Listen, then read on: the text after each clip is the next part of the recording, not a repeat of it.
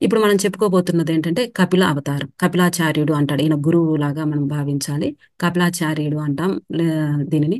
ఈ కపిల గీత ఈయన చెప్పినటువంటి ఆహ్, అంశాన్ని మనం కపిల గీత అంటాం. అంటే ఆచార్యుడిగా ఉండి కొన్ని విషయాలని ప్రజలకి తెలియజేయడం జరిగింది. అందువలన దానిని ఆయన చెప్పాడు కాబట్టి దానిని గీత అంటాం. కృష్ణుడు చెప్పాడు కాబట్టి భగవద్గీత అంటున్నాము. ఇతను చెప్పాడు కాబట్టి కపిల గీత అంటాం అన్నమాట. ఈ కపిలుడు ఎవరు? ఈ కపిలుడు చెప్పినటువంటి ఈ గీత ఏంటి అనేది మనము తెలుసుకుందాం. మనము స్టార్టింగ్‌లో మొదటి వారంలో చెప్పుకున్నాం. ఈ మొత్తం భూమండలము ఉంటుంది. ఇందులో ఎవ్వరూ లేరు. బ్రహ్మదేవుడు స్వయంభువు మనువు. మనం పేరు మీరు గుర్తు రాకపోయినా మను అనేది గుర్తుపెట్టుకోండి. ఎందుకంటే మను అనే అతనే ఫస్ట్ వ్యక్తి. ఆ మనువు నుంచే మనకు మనిషి అనే పేరుతో మనం ఇలా కొనసాగుతూ ఉన్నాం. మనువు, మను ధర్మశాస్త్రం అనేది మనకి ఇప్పటికి కూడా మేము చెప్పుకునేటువంటి బుక్స్‌లో కూడా ఇప్పటికి మనం చెప్పేదేంటంటే మనుధర్మ శాస్త్రం. ఆయన ఒక ధర్మాన్ని, ఒక శాస్త్రాన్ని ఏర్పాటు చేసి వెళ్ళాడు. ఆ శాస్త్రం ప్రకారం మన పరిపాలన జరుగుతుంది. కుటుంబంలో వారసత్వం అనేది కొనసాగడం కూడా ఆయన చెప్పిన ప్రకారమే. మన ధర్మ శాస్త్రం ప్రకారం ఇంటికి పెద్ద కుమారుడు రాజ్యానికి రావాలని, వాళ్ళ వారసులు రాజ్యంలో కొనసాగుతూ ఉంటారని, ఇదనేది మన ధర్మ శాస్త్రంలోనే కొనసాగుతుంది. మనకి ఫస్ట్ అతనే కాబట్టి మను అని అతను గుర్తుపెట్టుకోండి. ఫస్ట్ మనం చెప్పుకున్నాం ఆయనని. ఆయన భార్య శతరూపాని సృష్టించాడు బ్రహ్మదేవుడు. వాళ్ళని సృష్టి చేయమని చెప్పి అడిగితే ఆయన భూమి ఎక్కడుంది అని చెప్పి అడగడంతో యజ్ఞవరాహమూర్తి రావడం జరుగుతుందని మనం చెప్పుకున్నాం. ఆ స్వయంభూ మనువుకి ముగ్గురు కుమార్తెలు, ఇద్దరు కుమారులు అని మనం మొన్న చెప్పుకున్నాం. ఇప్పుడు అందులో మనం ఒక కుమార్తె దగ్గరికి వద్దాం ఇప్పుడు. స్వయంభూ మనువుకి దేవహూతి అనే కుమార్తె కి వివాహం చేయాలని నిర్ణయించుకున్నాడు ఆయన. స్వయంభూ మనువు యొక్క కుమారుడే ఉత్తానపాదుడు. మనం ఇప్పుడు చెప్పుకున్నాం ధ్రువోపాఖ్యానంలో చెప్పుకున్నాం ఆయన కుమారుడు పెద్ద కుమారుడు గురించి. ఇప్పుడు ఆయన కుమార్తెలలో ఒక ఆమె గురించి మనం చెప్పుకుంటున్నాం. స్వయంభూ మనువుకి కుమార్తె అకూతి, ప్రసూతి, దేవహూతి ముగ్గురు కుమార్తెలు ఆయనకి. అకూతి, ప్రసూతి, దేవహూతి. ఇందులో మనము దేవహూతి గురించి ఈరోజు చెప్పుకుంటున్నాం. ఆయనకి తన కుమార్తెకి మంచి వరునిచ్చి వివాహం చేయాలని కోరిక కలిగింది స్వయంభూమనువుకి. ఆ వివాహం చేయడం వల్లనే సృష్టి కార్యం పెరుగుతుంది. సృష్టి ధర్మం జరగడం వల్లనే ఈ సమస్త ప్రపంచం అనేది విస్తరించబడుతుంది. కాబట్టి తన కుమార్తెకి మంచి అల్లుడు రావాలి అని భావిస్తూ ఆయన తిరుగుతూ ఉంటాడు అన్నమాట. ఎవరికి ఇవ్వాలి అని. అప్పటికే బ్రహ్మదేవుడు తన మానస పుత్రులని, ప్రజాపతులని ఏ, సృష్టించడం జరిగింది ప్రజాపతులని. అందులో సృష్టించిన వారిలో కర్దముడు అనే అతను కూడా ఒకడు. కర్దముడు అనే అతన్ని సృష్టించి మానసపుత్రుడిగా తన తన యొక్క శరీరం నుంచి వాళ్ళను సృష్టించడం వలన బ్రహ్మ మానసపుత్రులు అంటున్నాం. కర్దముడిని సృష్టించాడు. ఆ కర్దముడిని సృష్టించిన తర్వాత నాయన నువ్వు సృష్టి కార్యం చేసి ఈ ప్రపంచాన్ని విస్తరింపచేయాలి అని చెప్పి కర్దముడికి చెప్పడం జరుగుతుంది. అప్పుడు కర్దముడు సృష్టి కార్యం చేయమని చెప్పావు కాబట్టి ఈ సృష్టి కార్యం చేయాలి అంటే నాకు ఒక గుణవతి మంచి భావాలతో ఉన్నటువంటి అనుకూలవతి నాకు భార్యగా రావాలి. అలాంటి భార్య కావాలి అంటే నేను తపస్సుకి వెళ్తున్నాను అని బ్రహ్మదేవుడికి చెప్పి తండ్రి గారైన బ్రహ్మదేవుడికి చెప్పి ఆయన తపస్సుకి వెళ్ళిపోతాడు. ఒకసారి ఇక్కడ గమనించండి. ఇది చాలా చక్కగా వివరించడం జరిగింది. భార్య కావాలి అంటే, వివాహం చేసుకోవాలి అంటే, సృష్టి కార్యాన్ని కొనసాగించాలి అంటే ముందు అక్కడ భార్య కావాలి. ఆ భార్య ఎలాంటి భార్య కావాలని ఆయన తపస్సుకెళ్ళాడు ఏకంగా. మనము సెర్చ్ చేసుకుంటా ఉంటాం. ఆ అమ్మాయి కోసం అబ్బాయిని, అబ్బాయి కోసం అమ్మాయిని సెర్చ్ చేసుకుంటా ఉంటాం. వెతుకుతూ ఉంటాం. మనకు చెప్పిన బంధువుల ద్వారా అక్కడక్కడ మనం గమనిస్తూ ఉంటాం. ఇక్కడ ఏం చేస్తున్నాడు ఆయన? నేను నా ద్వారా కలిగే సంతానం అనేది నా వంశాభివృద్ధి చేసేదై ఉండాలి, సమాజానికి మేలు చేసేదై ఉండాలి, ఈ సృష్టిని విస్తరింపజేసేదై ఉండాలి, అలాగే ధర్మాన్ని కాపాడేదై ఉండాలి. అలాంటిది జరగాలి అంటే నా సంతానం అంత గొప్ప వాళ్ళు కలగాలి అంటే నేను చేసుకోబోయే భార్య అలాంటి గుణాలతో ఉండి ఉండాలి. అలాంటి గుణాలతో ఉన్నటువంటి భార్యని నేను పొందినట్టయితే నాకు అంతటి మంచి సంతానం కలుగుతుంది అని భావించి ఆ భార్య కోసము ఆయన 10,000 సంవత్సరాలు తపస్సు చేసినాడంట. 10,000 సంవత్సరాలు తపస్సు చేస్తే మహావిష్ణువు ఆయనకు ప్రత్యక్షమైనాడంట. ఏం కావాలి వరం కోరుకో ఇన్ని సంవత్సరాలు తపస్సు చేశావు నువ్వు అని చెప్పేసి అడిగితే ఈయన స్తుతిస్తాడంట. తండ్రి నాకు సృష్టి కార్యం చేయమని చెప్పారు. మరి నాకు మంచి భార్య కావాలి. అన్ని మంచి లక్షణాలని పుణికిపుచ్చుకున్నటువంటి భార్య కావాలి అని చెప్పేసి ఆ పద్యాలు నేను చెప్పలేను కాబట్టి విషయం చెప్తున్నా. స్తోత్రము ఆయనని అంత గొప్పగా ఆ పద్యాలతోటి ఆయనని స్తుతించేసరికి ఆ మహావిష్ణువుకి ఎంతో ఆనందం కలిగి కళ్ళ నుండి ఆనంద బాష్పాలు రాలినాయంట. ఆయన కళ్ళ నుంచి ఆనంద బాష్పాలు ఆ బిందువులు ఎక్కడైతే పడినాయో దానిని బిందు సరోవరము అంటారంట. అది హిమాలయాల ఏరియాలలో సరస్వతి నది ఒడ్డున ఉన్నటువంటి ప్రాంతాల్లో ఉందంట. అంత గొప్పగా ఆయనను ఆరాధించి, మా పెద్దల ద్వారా మేము ఎవరినైతే చూస్తామో, మేము చూసినటువంటి సంబంధాన్ని నువ్వు చేసుకోవాలనుకున్నావు. అంటే మా పెద్దలకి గౌరవం ఇచ్చావు. మొట్టమొదటిసారిగా పెద్దలు చూసి చేసిన వివాహం ఎవరిది అంటే కర్దముడిదే. మొత్తం మన యొక్క ఈ మొత్తం చరిత్రలో మనం తీసుకున్నట్లయితే, మన యొక్క పూర్వీకుల పరంపర మనం తీసుకున్నట్లయితే, మన పూర్వీకులలో మొదటిసారిగా పెద్దలు కుదిర్చి వివాహం చేసినటువంటిది కర్దముడి వివాహం అన్నమాట. ఆ పెద్ద ఎవరిక్కడ? మహావిష్ణువు. ఆయన ప్రత్యక్షమైనాక, ఆయన విషయాలన్నీ చెప్పాక, నీకు స్వయంభూ మనువు యొక్క కుమార్తె దేవహూతి నీకు భార్యగా రాబోతుంది. ఆయన అతనే స్వయంగా నీ గురించి తెలుసుకొని నీ దగ్గరికి వచ్చి కుమార్తెనిచ్చి నీకు వివాహం చేసి వెళ్తాడు. నేను ఈ విధంగా నీకు దీవిస్తున్నాను. మీరు ఈ సృష్టిని విస్తరింప చెయ్యండి అని చెప్పేసి చెప్తూ, ఇంకా ఈయనకి మనసు కర్దముడికి మనసు ఆగలేదు. తండ్రి, నువ్వు ఎంతమందిని ఇచ్చినా కూడా నీలాంటి రూపం నాకు రాదు కదా, నాకు నీలాంటి ఒక కుమారుణ్ణి నాకు ఇవ్వు తండ్రి అని చెప్పేసి అడుగుతాడనమాట. సంతానంగా ముందు భార్యను కోరుకుంటున్నాడు, తర్వాత సంతానము మంచి సంతానం కావాలంటున్నాడు. అందులో ఇప్పుడు ఎవరిని కోరుకుంటున్నారు? నీలాంటి కుమారుణ్ణి నాకు ఇవ్వు తండ్రి అనగానే ఆ విష్ణువు అంటాడు, నాలాంటి కొడుకుని అడిగినావంటే అర్థం నన్నే అడిగావు నువ్వు. నేను నీకు కుమారుడిగా ఖచ్చితంగా జన్మిస్తాను. నీ కుమారుడిగా జన్మించి నేను చెప్పవలసినవి కొన్ని ఉన్నాయి, అవి నేను చెప్పాల్సిన అవసరం ఉంది. కాబట్టి నేను నీ ద్వారా నేను మీకు కుమారుడిగా వస్తాను అని చెప్పేసి ఆయన వరం ఇచ్చి వెళ్ళిపోతాడు. మళ్ళీ కర్దముడు వచ్చి తపమాచరించుకుంటూ తన యొక్క పర్ణశాలలో ఉంటూ ఉంటాడు. కొద్ది రోజులకి స్వయంభూ మనువు ఆయన భార్య శతరూపని తీసుకొని కుమార్తె దేవహూతిని కూడా తీసుకొని ఈ కర్దముడి దగ్గరికి రావడం జరుగుతుంది. వచ్చిన తర్వాత కర్దముడికి విషయం తెలిసింది కదా విష్ణుమూర్తి ద్వారా. కర్దముడు అంటాడు, ఆ, ఆయన స్వయంభూ మనువు సంకోచిస్తా ఉంటాడు. ఇతనేమో మునీశ్వరుడు, ఋషి, ఈయనని ఎలా అడగాలి, వివాహం చేసుకోమని ఎలా అడగాలి, అడిగితే ఏమనుకుంటాడో నేను. ఎందుకంటే మునీశ్వరుని వెళ్ళి నా కుమార్తెని వివాహం చేసుకో అంటే మునీశ్వరులు చెప్పే ఇది మనకి తెలుస్తుంది. ఏంది నీకు వేల కొలంగా ఉందా, నేను తపస్సు చేసుకుంటున్నాను, నన్ను ఇలా అడగాల్సిందే అని కొంతమంది కోప్పడే వాళ్ళు కూడా ఉంటారు. కాబట్టి ఎట్లా అడగాలో అర్థం కాలేదు పాపం స్వయంభూ మనకి. ఆలోచిస్తూ మాటలు చెప్పలేక అలా ఉంటూ ఉంటాడు. అప్పుడు కర్దముడే తనే మాట్లాడతాడు. ఏమనంటే, నువ్వు ఒక రాజువి నా దగ్గరకు వచ్చావు అంటే నా దగ్గర ఏదో ఆశించే వచ్చావు. నేనేమన్నా ధనము సంపద ఏమన్నా ఇవ్వగలుగుతానా? నా దగ్గర అవి లేవు. కాబట్టి నా కోసం వాటి కోసం నువ్వు నా దగ్గరికి రాలా. నీకు ఏమైనా వరాలు కావాలా? నీకు అంత అవసరం లేదు. నువ్వు ఆ మహావిష్ణువుకి భక్తుడు, నీకు ఆయనే ఇస్తాడు. ఇంకా నీకేం కావాలి నా దగ్గర నుంచి? మిగతా ప్రాపంచిక విషయాలకు సంబంధించినవి ఏమీ నీకు నా ద్వారా అవసరం లేదు.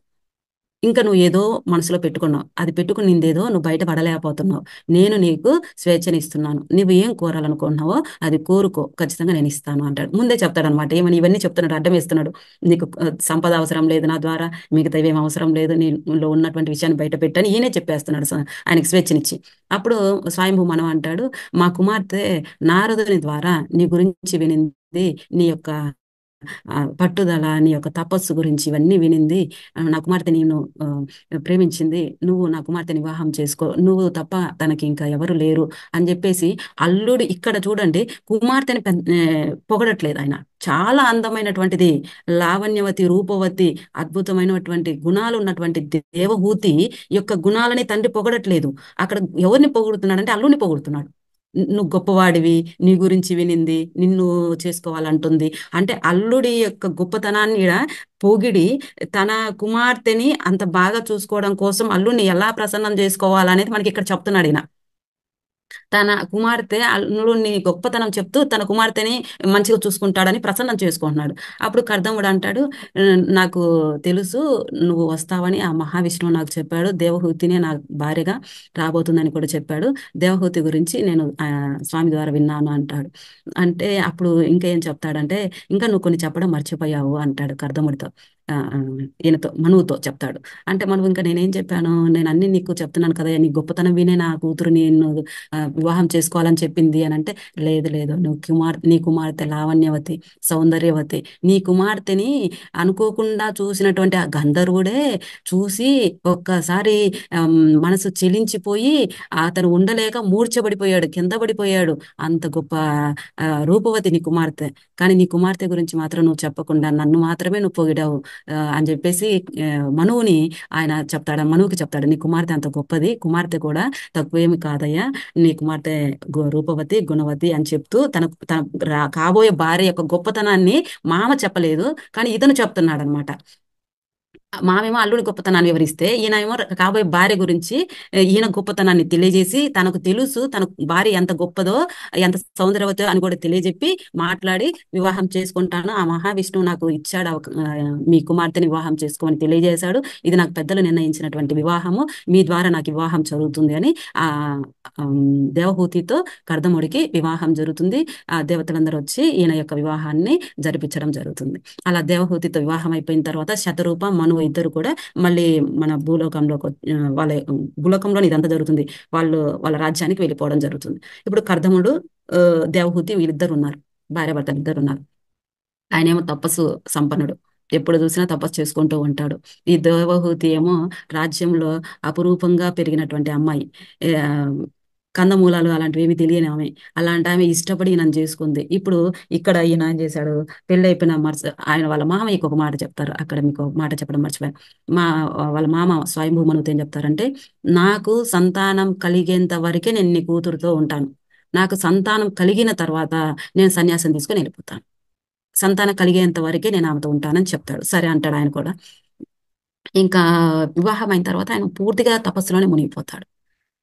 ఆయన తపస్సులో మునిగిపోతే ఆమెకి అప్పటి వరకు రాజభోగాలు అనుభవించిన ఆమె ఇష్టపడి చేసుకుంది కాబట్టి ఆయనకి తపస్సుకి కావాల్సినటువంటి ప్రతిరోజు ఆయనకి కావాల్సినవన్నీ సపర్యలు సేవలు చేసుకుంటూ ఆయనకు అందించవలసినవన్నీ సమయానికి అందిస్తూ ఆయనని మంచిగా చూసుకుంటూ ఆమె కూడా అలాగే తపస్సులో అంటే ఆమె తపస్సులో కూర్చోదు, భర్త కోసం ఈమె కూడా అదే మార్గంలో వెళుతూ ఉంటది. అలా ఎన్నో సంవత్సరాలు సరిపోతాయి. ఆమె ఎంతో అందమైనటువంటి ఆ దేవహూతి అందవిహీనురాలైపోయి, శరీరమంతా శుష్కించిపోయి, ఎందుకనంటే ఆమె ఏమి తింటుందో, ఏమి తినట్లేదో ఈయన కర్దముడు గమనించట్లేదు. ఎందుకని పూర్తిగా తపస్సులో ఉండిపోయినాడాయన. ఆయనకు కావాల్సినవి అందిస్తుంది. అవేవో తీసుకొచ్చి పెడుతుంది ఆ కందమూలాలు. ఆయన ఏం కావాలంటే అట ఇస్తుంది. ఆయన అసలు ఈమెను చూడట్లేదు ముందు. ఈమె ఎలా ఉందో కూడా గమనించట్లేదు. ఆయన తపస్సులో అంతగా లీనమైపోయినాడు. అంతగా లీనమైపోయినటువంటి అతను ఎన్నో సంవత్సరాలు తపస్సు చేసి ఆ తపస్సుకు సంబంధించినటువంటి ఫలితాన్ని ఆయన పొందాడు. పొందిన తర్వాత ఒకరోజు ఆ తపస్సులో నుంచి బయటకు వచ్చాడు. బయటకు వచ్చి తన భార్య వైపు చూస్తే సిక్కి శల్యమైపోయి ఉంటుంది. పెళ్లి ఈరోజు వివాహం చేసినప్పుడు ఎంత అందంగా ఉండిందో, ఈ రోజు ఆమె ఎంతగా మనిషి శల్యమైపోయిందో చూశాడనమాట. సిక్కి శల్యమైపోయేసరికి, అయ్యో, నా కోసం ఇంత దూరం వచ్చి నా కోసం ఈ అడవిలో ఉంటూ ఇంత చేస్తున్నావు, నీకు ఏం అనిపించలేదా అంటే, నేను నిన్ను ఇష్టపడి నీ దగ్గరకు వచ్చాను, నువ్వు చేసినవి ఏవైనా నాకు ఇష్టమే అని చెప్పేసి ఆమె అంటుందన్నమాట. నువ్వు ఇన్ని రోజులు నేను చేసినటువంటి తపస్సుకి నువ్వు కూడా నాతో పాటు ఉన్నావు కాబట్టి నేను చేసినటువంటి ఈ తపస్సు సామాన్యమైంది కాదు. ఆ మహావిష్ణువు దగ్గర నుండి నేను తపస్సుకు సంబంధించినటువంటి ఫలితాన్ని నేను పొందాను. ఇప్పుడు నీకు నేను అన్ని భోగాలు నేను నీకు చూపిస్తాను. ఇన్ని రోజులు నేను నీకు ఇలా ఉంచాను నిన్ను అని చెప్పేసి ఆమెని ఆ బిందు సరోవరంలోకి వెళ్ళి ఒక్కసారి నువ్వు స్నానం చేసిరా అని చెప్పి పంపిస్తాడనమాట.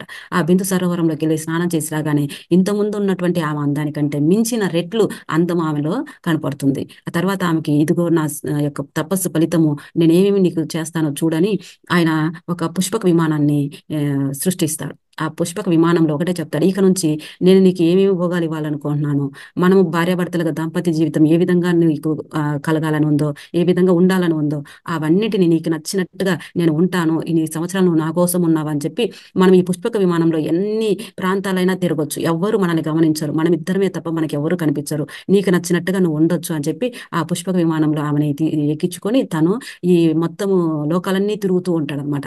తిరుగుతూ వాళ్ళకి నచ్చినట్టుగా చూసుకుంటూ అన్ని ప్రాంతాలను ఆమెకు చూపించి మేరు పర్వతం దగ్గరికి వెళ్ళి అక్కడనే వాళ్ళు ఉండిపోయి కొన్ని సంవత్సరాల పాటుగా ఉండి ఆ సుఖంలోనే ఉంటూ 9 మంది కుమార్తెలను ఆమె సంతానంగా పొందుతుంది. అయితే కర్దముడు ఆమెకి భోగాలను అందిస్తూ కూడా ఆయన మనసులో మాత్రం వైరాగ్యం ఉంది. ఎందుకంటే ఆల్రెడీ తపస్సంపన్నుడు కాబట్టి. అయితే ఇక్కడ వాళ్ళ భార్యకు తను అన్ని అందించాలా భర్తగా అనే ఉద్దేశంతో ఆయన ఇవన్నీ ఇస్తూ కూడా ఆయనకు మనసులో వైరాగ్యం భావన ఉంది. 9 మంది కుమార్తెలు పుట్టిన తర్వాత ఆయన ఏమంటాడంటే, నేను నీకు తెలుస్తుందా దేవహూతి, మనం ఎన్ని సంవత్సరాలు మనం ఈ భోగాలలో ఉన్నాము, ఇక నుంచైనా నేను వైరాగ్యంలోకి వెళ్తాను. నేను మళ్ళీ ఆ దైవం యొక్క భక్తిభావంతో ఆయన నేను స్మరించుకుంటాను. నాకు ఇంకా చాలు, ఇక నువ్వు కూడా తర్వాత ఈ వైరాగ్యంలోకి వచ్చి నువ్వు కూడా వచ్చేయి అని చెప్పేసి చెప్తే ఆమంటుంది, నేను కోరుకున్నానని, నాకు నచ్చినవన్నీ నువ్వు అందించావు, నాకు 9 మంది కుమార్తెలను ఇచ్చావు సంతానం కావాలని, మరి 9 మంది కుమార్తెలనిచ్చి నువ్వు ఇలా వెళ్ళిపోతే ఎవరు వాళ్ళకి వివాహం చేయాలి, వాళ్ళకు తోడెవరు, నాకు తోడెవరు, నాకెవరు రక్షకులు అని చెప్పేసి నాకు ఒక్క కుమారుణ్ణి సంతానంగా ఇచ్చి నువ్వు ఎక్కడికైనా వెళ్ళు, నేను నిన్ను ఆపను అని చెప్పేసి అంటున్నాను. ఆమె కోరిన కోరికని ఆయన ఆనందంగా స్వీకరించి ఆ మహావిష్ణువుని తలుచుకొని, ఎందుకంటే ఆయన అప్పుడు వరంగా ఇచ్చాడు, నీ కుమారుడిగా నేను పుడతాను అని. ఆయనను తలుచుకొని ఆ విధంగా ఆయన వాళ్ళ దేవహూతికి కపిలుడు అనేటువంటి కుమారుణ్ణి సంతానంగా ఇవ్వడం జరుగుతుంది. ఈ కపిలుడిని సంతానంగా ఇచ్చే బా సమయంలోనే, అంటే ఆమె 9 నెలలు గర్భం దాల్చి వచ్చే సమయంలోనే ఈయన ఏం చేశాడంటే తన 9 మంది కుమార్తెలకి వివాహం చేశాడు. 9 మంది కుమార్తెలకి 9 మంది మునీశ్వరులనిచ్చి వివాహం చేశాడనమాట. ఆ 9 మంది మునీశ్వరులు, వాళ్ళలో మనకు ముఖ్యమైనటువంటి వాళ్ళు అరుంధతిని వశిష్ఠుడికి ఇచ్చి వివాహం చేశాడు. అలాగే అనసూయను అత్రి మహర్షికి ఇచ్చి వివాహం చేయడం జరుగుతుంది. అలాగే అంటే ఇంకా చాలా మంది ఉన్నారు, మనకి వీళ్ళిద్దరు మనకి వస్తూ ఉంటారు కాబట్టి శ్రద్ధ అంగీరసుడికి ఇచ్చి వివాహం చేశారు. మొత్తం 9 మంది కుమార్తెలు కళ, అనసూయ, అరుంధతి, శ్రద్ధ, హవిర్భవు, గతి, క్రియ, ఖ్యాతి, చిత్తి. వీళ్ళందరూ 9 మంది కుమార్తెలు. వీళ్ళలో 9 మంది మునీశ్వరులకే ఇవ్వడం జరుగుతుంది. 9 మంది కూడా చాలా గొప్ప వాళ్ళు, తపస్సంపన్నులు. అలాంటి వ్యక్తులకి ఈయన తన కుమార్తెలనిచ్చి వివాహం చేశాడు. తర్వాత అప్పటికే కపిలుడు అంటే ఆయనకు కుమారుడు పుట్టడం జరుగుతుంది. పుట్టిన కుమారుడి దగ్గరికి వెళ్ళి, ఇంకా ఆయనకు తెలుసు కదా ఆయన మహావిష్ణువు అని, కుమారుడికి ఎవరైనా నమస్కరించకూడదు. ఈ కుమారుడి దగ్గరికి వెళ్ళి ఆయన నమస్కరించుకొని, నేను ఇంకా వెళ్తున్నాను తపోవనానికి, నా భార్యకి నా భార్యకి రక్షకుడిగా ఉంటూ, నా భార్యకి నువ్వు చెప్పవలసినటువంటి విషయాలన్నీ తెలిపి ఆమెని వైరాగ్యంలోకి పంపించి ఆ ఆ దేవుని యొక్క స్మరణ చేసుకునే విధంగా ఆమెని నువ్వు మాత్రమే చేయగలవు, నువ్వు మాత్రమే ఆమెకు చెప్పగలవు. ఆ విధంగా చెప్పి ఆమెను కూడా నువ్వు అనుగ్రహించు అని చెప్పి ఆ కపిలుడికి చెప్పేసి ఇతను తపోవనానికి వెళ్ళిపోతాడు.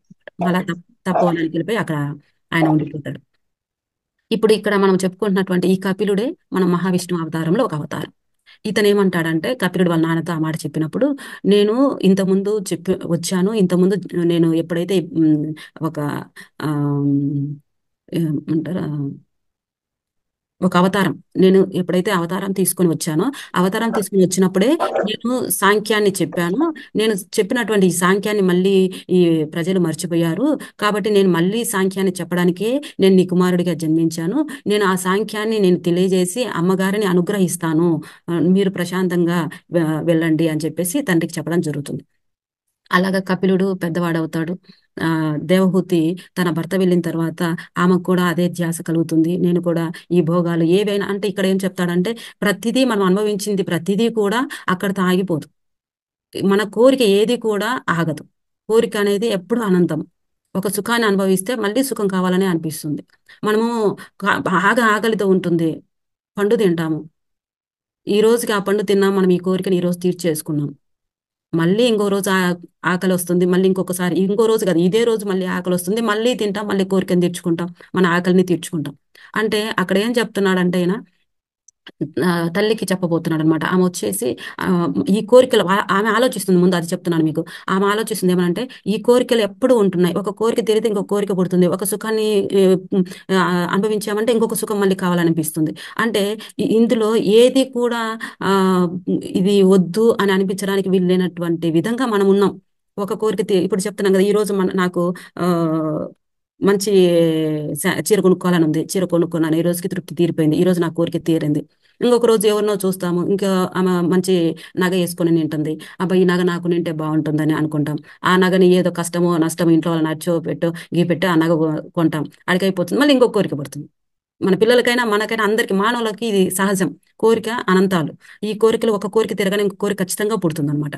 మరి ఇలాంటి కోరికలలో నేను మునిగిపోతున్నాను, ఇంక ఈ కోరికలు ఎప్పటికీ ఉండేవి, వీటిని దాటి నేను బయటికి వెళ్ళాలి అని చెప్పేసి ఆమె తన కుమారుడి దగ్గరికి వెళ్ళి, కపిలుడి దగ్గరికి వెళ్ళి, నన్ను ఇందులో నుంచి బయటకు వేసేసి నన్ను కూడా వైరాగ్యంలోకి పంపించు అని చెప్తుంది అనమాట. ఇదే విషయం మనకి బౌద్ధ మతంలో కూడా చెప్తారనమాట. బౌద్ధ మతంలో ఏం చెప్తారంటే, మొత్తము మనం మనుష్య జన్మ, మన మానవ జన్మ దుఃఖానికి కారణం ఎందుకు అవుతుంది అని చెప్పే విషయంలో బౌద్ధ మతంలో ఏం చెప్తారంటే, దుఃఖానికి కారణం కోరికలు. ముందుగా ప్రపంచమంతా దుఃఖమయం. ప్రపంచమంతా దుఃఖమయం అంటే ఈ మొత్తం మనిషి జన్మంతా మానవులందరూ కూడా ఎప్పుడు దుఃఖంలోనే ఉంటారు, ఎప్పుడు ఆనందంగా ఎవ్వరు ఉండరు. ఈ మొత్తం విశ్వంలో ఆనందంగా ఉండే వాళ్ళే లేరు. మనము మొత్తం తరించి చూసినా, లెక్కేసి చూసినా, ఏ విధంగా మనం పరిశోధించి చూసినా ఒక్కరు కూడా ఆనందంగా లేరు. వేల కోట్లు సంపాదించుకున్న ముఖేష్ అంబానీ అయినా సంపాదించుకోవాలనే ఉంటాడు. ఏమి లేనివాడు మాకు ఈ రోజుకి తిండికి జరిగితే బాగుంటుందని భావిస్తూ ఉంటాడు. మధ్యస్థంలో ఉన్న వాళ్ళు ఇంకా నేను అవి కొనుక్కోవాలి, ఇవి కొనుక్కోవాలని కోరుకుంటూ ఉంటాడు. కుమార్తెలు ఉంటే కుమారులు లేరని బాధపడతారు. కుమారులు లేకపోతే కుమారులు కావాలని బాధపడతారు. అంటే అర్థం ఏంటంటే ఇక్కడ మనకు ఉన్నదానికి మనం సంతోషపడం, లేని దానికి కావాలని ఖచ్చితంగా కోరుకుంటూ ఉంటాం. ఆ కోరుకున్న కోరికలోనే మనకు దుఃఖం ఉంది. అందువలన బుద్ధుడు ఏం చెప్తారంటే ప్రపంచమంతా దుఃఖమయం, ఏ ఒక్కరు కూడా ఆనందంగా లేరు. ఈ దుఃఖానికి కారణం ఏంటి? కోరికలు. కోరికలు ఆ, మనము కోరు రావడం వలన, మనలో కోరికలు రావడం వలన మనం ఈ దుఃఖానికి కారణం అవుతున్నాం. దుఃఖానికి కారణం కోరికలు. మరి కోరికలను ఏం చేయాలి? అంతం చేయాలి. కోరికలను అంతం చేయాలంటే ఏం చేయాలి? మనము ఒక మార్గాన్ని అనుసరించాలి. ఇక్కడ ఈమె చెప్తుంది, ఇక్కడ ఈమె కూడా వాళ్ళ కుమారుని అడుగుతుంది అదే.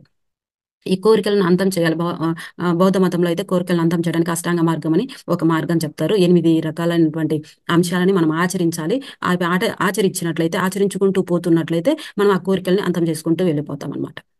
ఇక్కడ కూడా ఈమె నా కోరికలు అంతమైపోవాలి, నా కోరికలు అంతమైపోతేనే నాకు ఈ సుఖాల మీద, ఈ కోరికల మీద నాకు అభావం అనేది పోతుంది, నేను వైరాగ్యంలోకి వస్తానని తన కుమారుణ్ణి అడుగుతున్నారు. ఆమె కుమారుని అడిగితే అప్పుడు కుమారుడు ఆచార్యుడి యొక్క స్థానం తీసుకొని, గురువు స్థానాన్ని తీసుకొని వాళ్ళ తండ్రికి కూర్చోబెట్టుకొని ఆ విషయాలన్నీ బోధిస్తాడు. ఆ విషయాలని మనము సాంఖ్యము అంటాం. కపిల మహాముని లేదా కపిలాచార్యుడు తెలియజెప్పిందే సాంఖ్యం. ఈ సృష్టిలో మనం అన్ని కోరికలను ఆ, ఆ, కోరుకుంటూ, కోరికలను తీర్చుకుంటూ మనము జీవిస్తున్నాం. వీటన్నిటినీ మనం వదిలేసి ఓన్లీ ఒక్క దైవనామ స్మరణ చేసుకుంటూ ఇదంతా అశాశ్వతము, ఇందులో శాశ్వతమేమీ లేదు అని తెలుసుకొని వెళ్ళడమే సాంఖ్యంలో చెప్పేటువంటి పరమార్థం. అంటే ఇదంతా అశాశ్వతమే మనం చెప్పేది ఇందులో. అంటే నేను ఒకవేళ బౌద్ధ మతంలోది కొద్దిగా చెప్తున్నాను, ఎందుకంటే బుద్ధుడు కూడా ఈ సాంఖ్యం నేర్చుకోవడానికి 2 గురువుల దగ్గరికి వెళ్తాడు. ముందు ఒక గురువు దగ్గరికి వెళ్తాడు, సాంఖ్యం చెప్పించుకుంటాడు. ఆయనకి ఏం అర్థం కాదు సాంఖ్యం చెప్పించుకుంటే. మళ్ళీ ఇంకో గురువు దగ్గరికి వెళ్తాడు, నాకు అర్థం కావట్లేదు మళ్ళీ చెప్పండి అని ఇంకో గురువు దగ్గర చెప్పించుకుంటాడు. ఆ 2 గురువులు చెప్పింది కూడా ఆయనకు అర్థం కాదు బుద్ధుడికి. తర్వాత ఆయన తపస్సుకి వెళ్ళిపోయి ఆయనే ఆలోచించుకొని అప్పుడు ఆయన జ్ఞానోదయం పొందుతాడు అనమాట. అంటే అదేంటంటే ఆయన ఏం చెప్తారు, అంతా మాయ అంటాడు బుద్ధుడు. ఈ కనిపిస్తున్న ప్రతిదీ మాయ. మనమందరం ఉన్నాం, మనమందరం ఉండేదంతా మాయ ప్రపంచం. ఇదంతా మనము లేము అనుకుంటేనే అసలు ప్రపంచం అని చెప్తారు. ఇదంతా అశాశ్వతం. అంటే ఈ రోజు ఉంటాం, రేపు వెళ్ళిపోతాం, కాబట్టి దీన్ని అశాశ్వతము అంటున్నారు. శాశ్వతమైనది ఏది అంటే ఆ భగవంతుని దగ్గర మనము ఉండి ఆయన స్మరించుకుంటూ ఉండడం తప్ప వేరే ఏమి లేదు అనేది శాశ్వతం అనమాట.